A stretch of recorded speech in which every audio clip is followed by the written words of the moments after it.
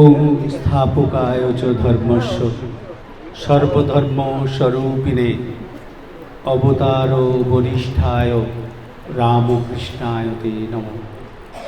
জননীং শারদাং দেবীং রামকৃষ্ণং জগদ্গুরুং পাদপদ্মে তয়ঃ প্রণমামি মুহুর্মুহুঃ। নমশ্রী জ্যোতিরাজায় বিবেকানন্দ সুরয়ে সচ্চিৎ সুখ স্বরূপায় স্বামিনে তাপহারিণে। রামকৃষ্ণ সারদা সেবা সংঘ রাধানগর, যারা এই আশ্রমের সাথে যুক্ত তাদের কাছে হয়তো কমন ফেস। 2-3 মাস ছাড়া ছাড়া আমাকে আসতে হয় আপনাদের অনুরোধে। যারা আজকের বিশেষ অনুষ্ঠান মন্দির নতুনভাবে নবকলেরবে এখানে স্থানান্তরিত হয়েছে, সেই উদ্দেশ্যে যে বিশেষ উৎসবে আপনারা উপস্থিত হয়েছেন, এলাকার মানুষ এবং বৃহত্তর সমাজে একটি আদর্শের ঠিকানা, বিশ্বাসের ঠিকানা, শক্তির ঠিকানা, সর্বোপরি নিজেদের শান্তির ঠিকানা তৈরি করেছেন এই এলাকার রামকৃষ্ণ সারদা সেবা সংঘ। তাদেরকে কুর্নিশ জানাই এলাকার মানুষের হয়ে। আমি গতকাল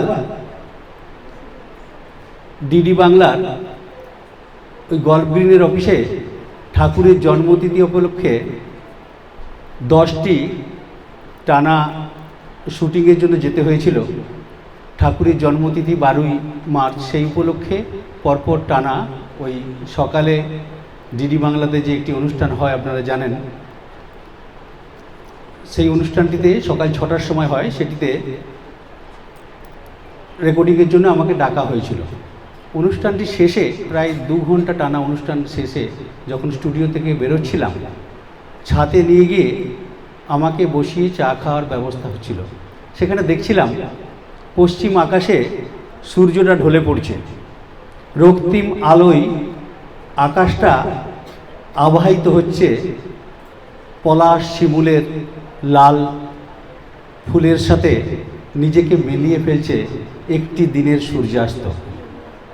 আর আকাশে বাতাসে ভারী সুন্দর মুকুলের গন্ধ আমাদের অন্তর আত্মাকে স্পর্শ করছে এবং মোহিত করে দিচ্ছে, মৌ মৌ করছে মুকুলের গন্ধে। নতুন মুকুল ফুটেছে আম এবং লিচুর গাছগুলি থেকে দূরে দেখা যাচ্ছে, আর বড় বড় গাছগুলি থেকে শুকনো পাতাগুলি ঝরে ঝরে পড়ছে। সেখানে নতুন পাতা পল্লবিত হচ্ছে। এই শীতের আমেজ কাটিয়ে বসন্তের দক্ষিণা বাতাস যখন প্রাণে প্রবেশ করছে, আর ওই দৃশ্যটি যখন ছাদে বসে বসে দেখছি, তখন মনে হচ্ছিল এই সময়টি বোধহয় ভগবান শ্রীরামকৃষ্ণদেবের আবির্ভাবের প্রাক মুহূর্ত। সেটি আমাকে আজ এখানে আসা পর্যন্ত সেটি ভাবিয়ে তুলছিল। সত্যি এমন একটি সুন্দর সময়কে ভগবান শ্রীরামকৃষ্ণদেব তার আবির্ভাবের মুহূর্ত হিসাবে বেছে নিলেন। গতকাল ছিল শিবরাত্রি, শিব চতুর্দশী। শিব চতুর্দশীর পরে শুক্লা তিথিটি শুরু হচ্ছে। ফাল্গুনের শুক্লা দ্বিতীয়াতে বাংলার মেঠো পথ ধরে কামারপুকুরের এক গ্রাম্য চাষি পরিবারের ব্রাহ্মণ পরিবারকে আলোকিত করেছিল ভগবান শ্রীরামকৃষ্ণদেব। স্বামী শিবানন্দের ভাষায়, আমরা গ্রাম বাংলার আটপৌরে মানুষরা আমরা সিংহাসনে বসা দেবতাদের পছন্দ করি না, আমরা আটপৌরে দেবতা খুঁজে বেড়াই। সেই আটপৌরে দেবতা আপনাদের মন্দিরে জায়গা করে নিয়েছে। এই আটপৌরে মানুষদের ওখানে গিয়ে প্রার্থনা গৃহে সকাল সন্ধে গিয়ে নিজেদের মনোবাসনাটি, কামনাটি পূর্ণ করার উদ্দেশ্যে সেখানে পৌঁছে যাওয়া। এই ভগবান শ্রীরামকৃষ্ণদেবের আবির্ভাবটি বেছে নিলেন ফাল্গুনের শুক্লা দ্বিতীয়া। আবার দেখুন এই শুক্লপক্ষটি শেষ হচ্ছে চৈতন্যদেবের আবির্ভাব, মহাপ্রভু চৈতন্যের আবির্ভাব। তাই ভগবান শ্রীরামকৃষ্ণ বেছে বেছে এমন একটি সময়কে বেছে নিলেন আমাদের সত্যি সকলের তিনি চিন্তার কেন্দ্রবিন্দুতে থাকবেন বলে। আমার মনে পড়ছে ঋষি অরবিন্দের একটি অসাধারণ কথা। তিনি বেশ কয়েকটি পত্রিকা চালাতেন, আর্য, ধর্ম, কর্মযোগী, আপনারা জানেন। তার মধ্যে এই ধর্ম পত্রিকাতে 1910 খ্রিস্টাব্দের 14ই মার্চ তিনি তার সম্পাদকীয়তে একটি অসাধারণ বর্ণনা লিখছেন। সেদিনটি ছিল 14ই মার্চ, তারপরে কদিনের মধ্যে রবিবার পড়বে, সেটি খুব সম্ভবত 20শে মার্চ পড়বে। তিনি বলছেন আগামী রবিবার আমরা তার আবির্ভাব তিথি পালন করব, যার আবির্ভাবে মানব জাতি পবিত্র হয়েছিল। আমরা তার আবির্ভাব তিথি পালন করব, যার আবির্ভাবে শুধু মানব জাতি নয়, এ ভারতবর্ষ প্লাবিত হয়েছিল তার আধ্যাত্মিক চিন্তায়। আমরা তার আবির্ভাব তিথি পালন করব, যার আবির্ভাবে এই বঙ্গ পবিত্র হয়েছিল। আমরা তার আবির্ভাব তিথি পালন করব। তারপরের লাইনে বলছেন কোটি ব্রহ্মা কোটি বিষ্ণু, যার আবির্ভাবের জন্য চির ধ্যানে নিয়ত, আমরা তার আবির্ভাব তিথি পালন করব। তারপরের লাইনে বলছেন নব কলেবরে যিনি বারবার মানব কল্যাণে আবির্ভূত হয়েছিলেন, আমরা তার আবির্ভাব তিথি পালন করব, যার আবির্ভাবে দেবতারা দেবীরা চির চিন্তায়, চির সাধনায়, চির আরাধনায় ব্যস্ত থাকেন। আমরা তার আবির্ভাব তিথি পালন করব। সত্যি ভগবান শ্রীরামকৃষ্ণদেবকে দিয়ে কত কি লেখা যায়। নিবেদিতা বলছেন যেদিনে শ্রীরামকৃষ্ণদেব পৃথিবীতে এসেছিলেন, এবং আমি দেখতে পাচ্ছি, আমি আমার গুরুর কাছ থেকে, তার গুরু ভাইদের কাছ থেকে যেসব কথাগুলি শুনেছি, শুনতে শুনতে মনে হয়েছে সর্বকালের, সর্বযুগের, সর্বদেশের, সর্বজাতির প্রাসঙ্গিক এই মহামানবটি বারবার পৃথিবীতে জন্মগ্রহণ করবেন মানব জাতিকে সমৃদ্ধ করার জন্য।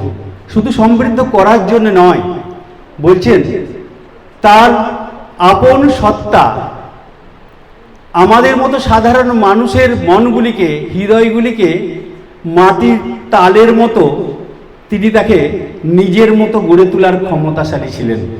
এবং আমার বিশ্বাস আগামীকালে প্রভাত বলছে ভবিষ্যৎ ভারতের জাতীয় দেবতা রূপে পূজিত হবেন এই মানুষটি। সত্যি শ্রীরামকৃষ্ণদেবের আবির্ভাব, শ্রীরামকৃষ্ণদেবকে দিয়ে চিন্তা, এমন একটি ভাব, তিনি কারো ভাব কোনোদিন নষ্ট করতে আসেননি। পৃথিবীতে তিনি এসেছেন শুধু মানব জাতিকে মিলিত করতে। ভারতবর্ষের যে রূপটি যুগ যুগ ধরে আমরা দেখেছি, শক, উন, পাঠান, মোগল, অবশেষে 200 বছর ধরে ব্রিটিশদের রাজ, কাউকে ঘৃণা করেননি। হৃদয় দুয়ারটি খুলে রেখেছেন এই ভারতবর্ষ। যুগ যুগ ধরে সমগ্র জাতি কেউ বা লুট করতে, কেউ বা সংস্কৃতিকে সমৃদ্ধ করতে এদেশে এসেছে। এসে কেউ কিন্তু নিরাশ্রয় হয়নি, তার হৃদয় দুয়ারটি খুলে রেখেছেন ভারতবর্ষ। সেই হৃদয় দুয়ারে এসে অবস্থান করেছেন শ্রীরামকৃষ্ণ, সেই ভারতবর্ষের প্রতিনিধি। সেই শ্রীরামকৃষ্ণদেবের জীবনে সমগ্র ধর্মের সমন্বয় ঘটেছিল। নিবেদিতা বলছেন চিকাগোতে স্বামী বিবেকানন্দ কেন বিশ্ববিখ্যাত হয়েছিলেন জানেন? তিনি যে সেই দেশের প্রতিনিধি, যে দেশের হাজারটা সম্প্রদায় রয়েছে, হাজারটা ধর্ম রয়েছে, ধর্ম সম্প্রদায় রয়েছে, কোনোদিন তাদের মধ্যে বিভেদ নেই। তারা মিলিতভাবে, মিশ্রিতভাবে একে অপরকে সোহাগ করতে পারে।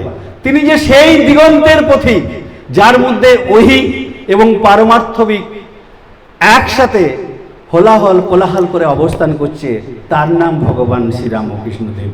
নিবেদিতা এই ভাবটির মধ্যে যখন আমরা আসছি, নিবেদিতার একটি অসাধারণ কথা আমার মনে পড়ছে আরও। নিবেদিতা একটি বিখ্যাত বই রয়েছেন, আপনারা জানেন, the master as I saw him. এই the master as I saw him গ্রন্থে 20টি অধ্যায় রয়েছে, দেখবেন। 20টি অধ্যায়ের মধ্যে 20তম অধ্যায়ে নিবেদিতা কি ভারী সুন্দর ঘটনা দিয়ে শুরু করছেন। তিনি বলছেন,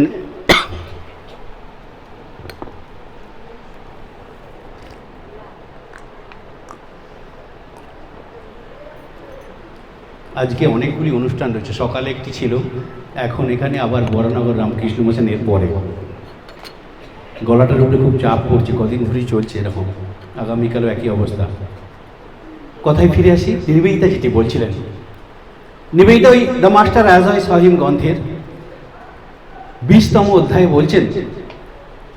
বলছেন একটি নারী যদি স্বপ্ন দর্শন করে তার তীর্থযাত্রাটি বন্ধ না করতেন, তাহলে গঙ্গার তীরে পূর্বকূলে দক্ষিণেশ্বরের মা ভবতারিণীর মন্দিরটি প্রতিষ্ঠিত হতো না। যদি ওই নারীটি, গতকাল নারী দিবস ছিল, ওই নারীটি যদি ওই নারী দেবী মা ভবতারিণীর মূর্তির জন্য, মন্দিরের জন্য তার তীর্থযাত্রাটি বন্ধ না করতেন, তাহলে ওই নারী মূর্তি মা ভবতারিণীর চরণতলে বসে এক মাদ্রী ভাবাপন্ন শ্রীরামকৃষ্ণদেব সাধনায় লিপ্ত হতে তাকে দেখতাম না। আর যদি শ্রীরামকৃষ্ণদেব ওই মা ভবতারিণীর চরণতলে বসে সাধনা না করতেন, তাহলে স্বামী বিবেকানন্দকে ব্রাহ্ম ধর্ম ছেড়ে শক্তির আরাধনায় লিপ্ত হতে দেখতাম না। আর যদি বিবেকানন্দ শ্রীরামকৃষ্ণদেবের মতো উদার মানবিকতার হৃদয় সত্তার তলে নিজেকে সঁপে না দিতেন, তাহলে বিশ্বের আপামর জনগণ ভারতবর্ষের স্বাদ পেত না এই উদার ধর্মনীতির আদর্শের। বিবেকানন্দ যদি পাশ্চাত্যে না যেতেন, আমারও সে সুযোগ ঘটতো না ভারতবর্ষে এসে সে দেশের মানুষের, তারা এক একজন দেবতা, তাদের সেবায় আমার জীবন আত্মনিয়োজিত হতে। নিবেদিতার কথাটি আমরা ভারতবর্ষের মানুষ যারা শ্রীরামকৃষ্ণদেবের চরণতলে নিজেদিকে আশ্রয় করার চেষ্টা করি, তাদের কাছে যে কত পবিত্র, কত প্রাসঙ্গিক, সেটি আজকে এই পাড়ায় পাড়ায়, এলাকায় এলাকায় শ্রীরামকৃষ্ণদেবের মন্দিরটি যেভাবে তৈরি হচ্ছে, যেভাবে ঠাকুরের চরণতলে বসে আমরা আরাধনা করছি, সেখানে আমাকে ফিরে যেতে হবে অবশ্যই আরেকটি বিদেশির কাছে, রিচার্ড চিপম্যান। তিনি 1889 সালে একটি অসাধারণ বই রচনা করেছেন, a prophet for the new age. এই বইটি তিনি রচনার আগে মাদার অফ অল বলে আরেকটি বই রচনা করেছেন, সেটি সাউথ ইন্ডিয়ান এক ভদ্রমহিলাকে সামনে নিয়ে কলকাতায় এসেছেন, শ্রীরামকৃষ্ণদেবের জীবনী পড়েছেন, তাকে দেখে তার একটি শ্রীরামকৃষ্ণদেবের জীবন সম্পর্কে একটি বই পূর্ণাঙ্গ রচনা করার তার ইচ্ছে ছিল। তাই তিনি কলকাতায় এসেছেন। তিনি কলকাতায় এসে ভেবেছেন কলকাতার মানুষদের মতোই আমি কলকাতায় জীবনযাপন করব। সাউথ ক্যালকাটাতে রয়েছেন, তার ইচ্ছে এই মানুষটি কলকাতার নিকটবর্তী একটি জায়গাতে তিনি সাধনা করে ঈশ্বরকে দর্শন করেছেন, এবং শুধু তার ল্যাবরেটরিতে ঈশ্বরকে নিয়ে পরীক্ষা করেছেন, মানবকে ঈশ্বরের সাথে মিলিয়েছেন, তিনি দেব মানব হয়েছিলেন। আমাদের শ্রীমদর্শনের 16টি খণ্ড রয়েছে, তার চতুর্দশ খণ্ডে শ্রীমদর্শনে স্বামী নিত্যাত্মানন্দ যে একটি অসাধারণ ঘটনা লিখেছেন। তিনি বলছেন মানুষকে সংসার জীবনে কিভাবে দেবতা হতে হওয়ার সমীকরণ তৈরি করা রয়েছে, সেখানে পৌঁছাতে হয়। মানুষকে দেবতা হতে গেলে কিভাবে জীবনযাপন করতে হয়, শ্রীরামকৃষ্ণদেব তার আদর্শ।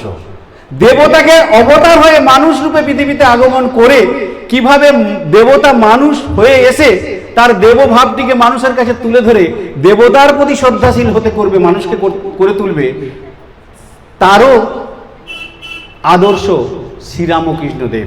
অর্থাৎ মানুষকে দেবতা হতে গেলে, দেবতাকে মানুষ হতে গেলে এই দেব মানব, শরদানন্দজি তার লীলা প্রসঙ্গে লিখছেন এটি দেব মানবের কাহিনী, শ্রীরামকৃষ্ণদেবের জীবনটি।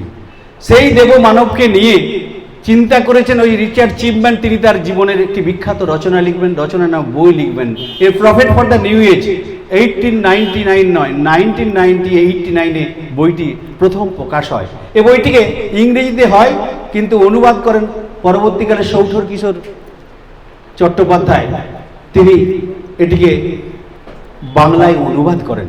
সে বইটির অসাধারণ একটি কাহিনী রয়েছে। সে বইটির মধ্যে রিচার্ড চিপম্যান বলছে, আমি সাউথ ক্যালকাটাতে রয়েছি, তার উত্তর প্রান্তে রয়েছেন শ্রীরামকৃষ্ণদেব, যেখানে সাধনা করে তার জীবনটিকে সাধিত করেছিলেন। সেখানে আমি যাব, কিন্তু কিভাবে যাব? আমার কাছে গাড়ি রয়েছে, শহরে অনেক দামি দামি গাড়ি রয়েছে, যেখানে থেকেছি তারাও গাড়ির ব্যবস্থা করেছে। না, আমি যাব এই শহরের সাধারণ মানুষের মতো তারা যেমনভাবে তার কাছে রোজ প্রার্থনারত হতে যায়, সেই দক্ষিণেশ্বরে আমি সেইভাবে যাব, তার সাধন ভূমিতে, তার দেব সত্তায় উন্নীত হওয়ার যে সোপান, সেখানে গিয়ে পৌঁছে নিজেকে তার মতো করেই আমি কৃপা ভিক্ষা করব তার আরাধ্যার কাছে। কিভাবে তিনি এই দেবীর কাছে পূজা করতে গিয়ে কোন অবকাশে নিজের দেবীর চরণতলে নিজেই দেবসত্তায় পূজিত হতে শুরু করেছেন, সে দৃশ্য দেখতে আমাকে যেতে হবে উত্তর কলকাতার শেষ প্রান্তে সেই দক্ষিণেশ্বরের মন্দিরে। যাওয়া ঠিক করলাম কিভাবে, এই কলকাতার যে বাসগুলি, সে বাসগুলিতে চড়ব। তিনি লিখছেন, ইট ইজ এ ফিভারিস্ট সিটি। এই শহরটির বর্ণনা করছেন জরাক্রান্ত শহর, জ্যাম, একটা করে স্টপেজ যাচ্ছে, বাসটা দাঁড়িয়ে যায়, ঝড়ঝড়ে বাসগুলি একটা করে স্টপেজ দিচ্ছে, একটু করে এগিয়ে যাচ্ছে। রিচার্ড চিপম্যান খুব এনজয় করছেন, কিন্তু কী জন্য এনজয় করছেন বলুন তো? একটু করে এগোচ্ছেন, রাস্তায় জ্যামে গাড়িটা দাঁড়িয়ে যাচ্ছে, তিনি সাধারণ যাত্রীর মতো গাড়িটার একটা সিটে বসে রয়েছেন এবং বসে থেকে বাঁদিকে লক্ষ্য করে দেখছেন যেই সিটে বসে রয়েছেন, যেখানে এই গাড়িটা দাঁড়াচ্ছে, সন্ধে হয়ে আসছে, দিনের আলো শেষ হচ্ছে, হঠাৎ দেখতে পাচ্ছে আলো ঝলমলে একটি সোনার দোকানের সামনে গাড়িটি দাঁড়িয়েছে, তার ভেতরে অর্ধ পোশাক পরিত, ধুতিটিকে পৈতের মতো করে পরা সেই সদা হাস্যময় শ্রীরামকৃষ্ণদেবের ছবিটি। আরও একটু এগিয়ে যাচ্ছে, গাড়িটি স্টপেজ দিয়েছে, পাশে একটি ভাঙা সাইকেলের দোকান, সেখানেও একটি ছবি, সেটিও শত জীর্ণ ছবি, সেটির মধ্যেও সেই অর্ধ পোশাক পরিহিত সেই গ্রাম্য পুরোহিতটির ছবিটি সদা হাস্যময় দাঁড়িয়ে রয়েছে। আরও একটু এগিয়ে যাচ্ছে, বাসটা গিয়ে আরও একটি স্টপেজে দাঁড়ালো, পাশে একটি মিষ্টির দোকান, আলোয় ঝলমল করছে, খরিদ্দাররা মিষ্টি কিনছে, দোকানটির নাম রামকৃষ্ণ সুইটস, তারই নামে দোকান, তার ভেতরে তারই ছবিটি জ্বলজ্বল করছে। এই দৃশ্য দেখতে দেখতে মনের আনন্দে সেই মহামানবটিকে পুষতে পুষতে তিনি নিয়ে এগিয়ে চলেছেন সেই দক্ষিণেশ্বরের মন্দিরে। গেটে প্রবেশ করলেন, গিয়ে জানতে পারলেন ওই মন্দিরের মধ্যে বিদেশিদের প্রবেশাধিকার নেই, কিন্তু প্রবেশ অধিকার কাছে যে মানুষটি এখানে সাধনা করে এখানকার দেবীকে জাগ্রত করেছিলেন, তার ঘরে বসে সাধনা করার সুযোগ আছে। সেখানে ঢুকলেন, গিয়ে দেখলেন সেই সাদা ধপধপে বিছানাটি, দুটি খাট, একটি ছোট একটি বড়। একটি খাট যে খাটটিতে তিনি শুতেন সেটি বড়, সামনে ছোট খাট যেটিতে বসে তিনি ভক্তদের সঙ্গ করতেন। দুটি খাটের সামনে প্রণাম করলেন, চরণামৃত দেখলেন, পাশের সমস্ত ছবিগুলি দেখলেন, তার মধ্যে একটি অসাধারণ বড় ছবি রয়েছেন, সেই ছবিটি তিনি খুঁজছিলেন। ছবিটির দিকে তাকিয়ে দেখলেন, সে ছবিটির দিকে তাকিয়ে তিনি দেখলেন ছবিটির মধ্যে তার আরাধ্যা দেবী স্বয়ং দাঁড়িয়ে রয়েছেন, তার নিচে এদেশের আর এক দেবতা, তিনি জগৎকে লণ্ডভণ্ড করা দেওয়ার ক্ষমতা যিনি রাখেন, সেই শক্তিশালী দেবতা দেবাদিদেব মহাদেব, যার গতকাল শিবরাত্রি ছিল, সেই মহাদেব তার চরণতলে শুয়ে রয়েছে। যে দেবীকে আরাধনা করেছিলেন শ্রীরামকৃষ্ণদেব, সেই মহাদেব দেবাদিদেব দেবতারা যাকে পুজো করেছেন, সেই দেবতা নাকি তার চরণতলে শুয়ে রয়েছে। এ কেমন দেবী, এ কেমন দেবতা! তাকে দেখে তিনি হাসছেন, আনন্দ পাচ্ছেন, তারপরে খুঁজছেন সে মানুষটি কোথায়। সে তো নেই, যাকে দেখার জন্য এখানে এলাম। তিনি ওই ছবিটির মধ্যেই নিচে দেখছেন তিনটি ছবি, শ্রীরামকৃষ্ণদেবের ছবি, মা সারদা দেবীর ছবি, রানী রাসমণির ছবি, আর পাশে স্বামী বিবেকানন্দের ছবি। চারটি ছবি রৌপ্য মূর্তিতে ওই মা ভবতারিণীর মূর্তির নিচে জলজলমান, সেটি দেখতে পেলেন ওই ছবির মধ্যে। তখন তিনি মনে মনে ভাবলেন, এই দেবীটিকে জাগাতে গিয়ে নিজেই অবশেষে এই পূজ্যের আসনটি গ্রহণ করে নিয়েছেন। আজকে দেবীকে পূজা হয়, দেবীকে পূজা করার সময় ওই পূজককেও পুজো করা হয়, অর্থাৎ পূজ্য আর পূজক মিলেমিশে একাকার হয়ে গেছে এই দেবভূমিতে। সেটি দেখছেন আর স্মরণ করছেন, ভাবছেন সেই মানুষটি কোথায়, তাকে তো দেখতে পাচ্ছি না। এই সেই ঘর যেখানে তিনি 30 বছর কাটিয়েছেন, এই সেই মন্দির প্রাঙ্গণ যেখানে তিনি দেবীকে জাগিয়ে তুলেছিলেন, আজ তো এখানে তিনি নেই। নিজে ধীরে ধীরে স্বগতোক্তি করছেন, that Lord, that God is no more with this room, where he has gone, he is no where in this room, but he is in everywhere. He is not there, but he is in everywhere. সে আজ ওই ছোট্ট ঘরটির মধ্যে নেই, কিন্তু আজ সে আজ সর্বত্র রয়েছেন। সেই শ্রীরামকৃষ্ণদেবকে দেখে তিনি the prophet of the new, prophet of the new, এই যে বিখ্যাত তার রচনাটি, নিউ এজ যে বিখ্যাত তার রচনাটি, এই বইটি আজকে তার বাংলা অনুবাদ সৌধুরী চট্টোপাধ্যায়ের সেই বইটি ভারতবর্ষে নয় বিশ্বে সবচেয়ে বেশি সেল হওয়া বইয়ের মধ্যে, আধ্যাত্মিক জগতের বইয়ের মধ্যে অন্যতম। আমি বেশিক্ষণ সময় নেব না, কারণ মহারাজ এসে বসে রয়েছেন। মহারাজ তার সমস্ত কাজ বন্ধ রেখে আমার অনুরোধে এখানে আসতে চেয়েছেন। রামকৃষ্ণ মঠ মিশনের অন্যতম সহকারী সাধারণ সম্পাদক বোধেশ্বরানন্দজি, আমি অনুরোধ করেছিলাম তাকে এখানে আসার জন্য। গত বছর বলভদ্রানন্দজি এখানে এসেছিলেন আমারই অনুরোধে। তাই আমি আর 5 মিনিট সময় নিয়ে শেষ করব আরেকটি বিদেশির ঘটনা দিয়ে। উইলিয়াম ডিগবি, বিখ্যাত এক দার্শনিক, সাংবাদিক, তিনি পাশ্চাত্যে জন্মগ্রহণ করেছিলেন, ব্রিটিশ শাসনের সময় এদেশে এসেছিলেন। তিনি শ্রীরামকৃষ্ণদেবকে খুব শ্রদ্ধা করতেন, ভালোবাসতেন। তিনি জন্মগ্রহণ করেছিলেন 1849 খ্রিস্টাব্দে, 1904 খ্রিস্টাব্দে তার শরীর যায়। এই উইলিয়াম ডিগবি একটা বিখ্যাত রচনা রয়েছে, এই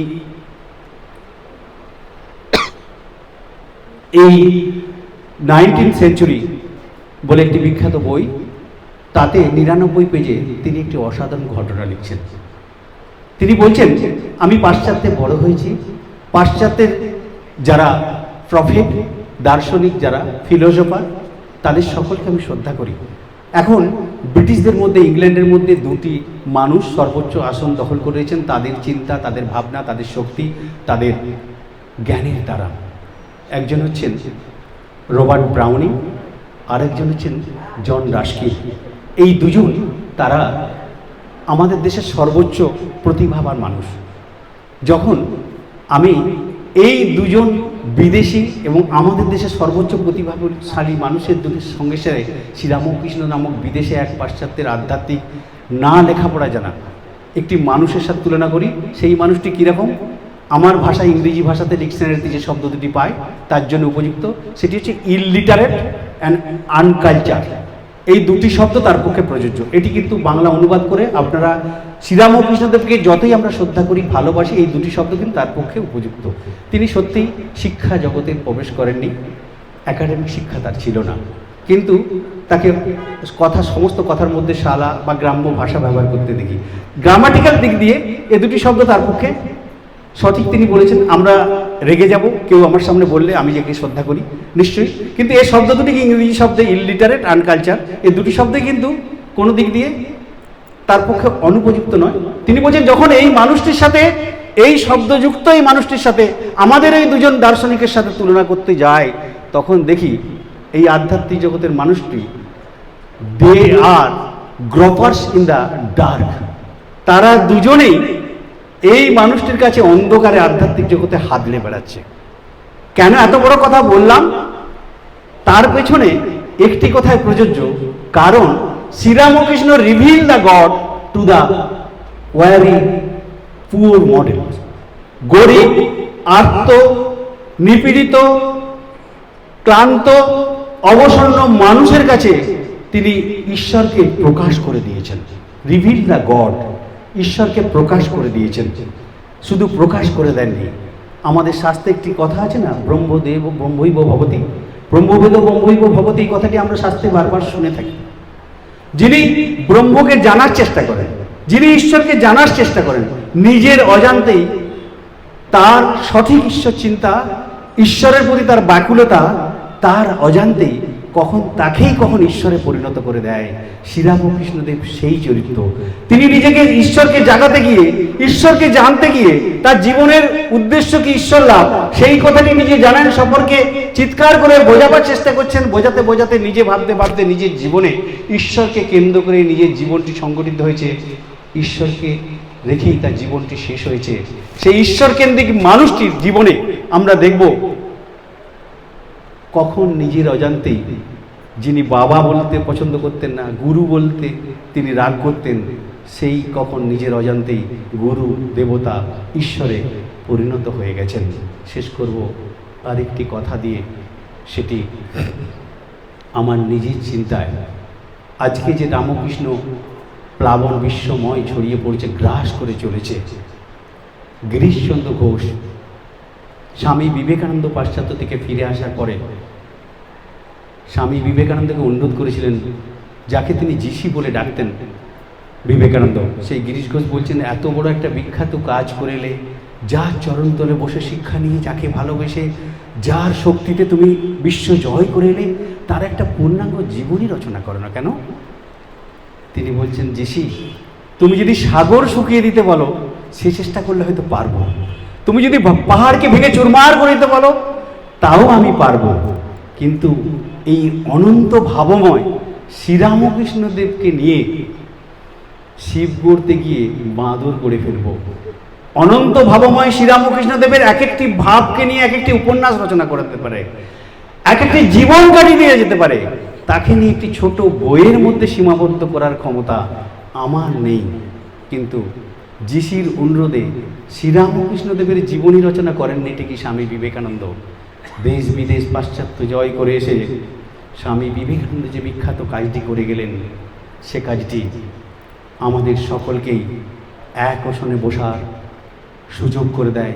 প্রতিদিন আরেকটু পরেই যেটি করবে, সন্ধ্যা আরতে খণ্ডন ভব জগবন্ধন বন্দিত মায়, সেই অসাধারণ সন্ধ্যা সঙ্গীতটি শ্রীরামকৃষ্ণদেবের জীবনকে সামনে রেখে রচনা করে আমাদের আপামর ক্লান্ত অবসন্ন মানুষকে তাহার চরণতলে বসার প্রতিদিন সুযোগটি করে দিয়ে চিরধন্য চিরস্মরণীয় হয়ে রয়েছেন বিবেকানন্দ, রামকৃষ্ণ কেন্দ্রিক বিবেকানন্দ।